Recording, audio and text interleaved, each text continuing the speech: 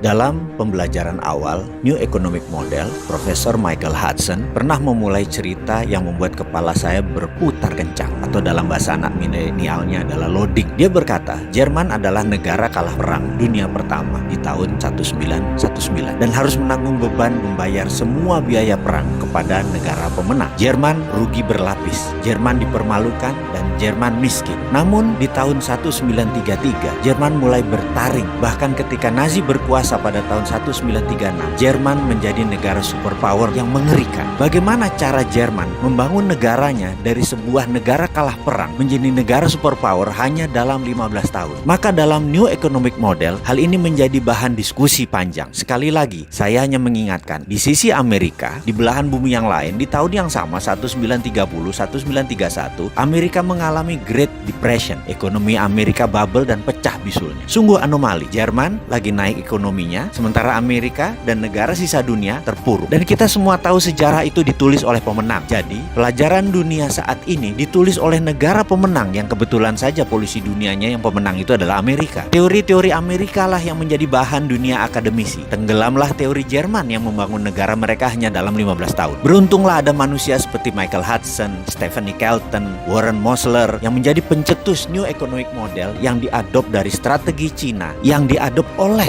Cina sejak tahun 1990.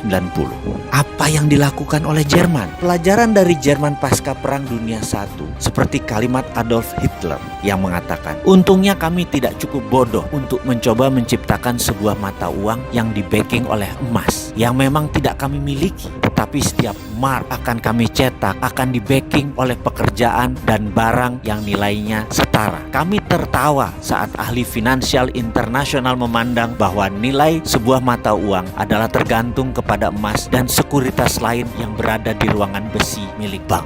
Sekali lagi kuncinya ya printing money. Jaminannya ya produknya. Karena semua diproduksi untuk negara. Apa yang Jerman lakukan? Ya negara bayar. Sumber bahan bakunya negara bayar. Gaji pegawainya negara bayar. Urusan negara nanti mau dipakai atau mau dijual, urusan Jerman. Namun ketika produksi massal itu dibuat, sayangnya mereka hanya membuat mesin perang.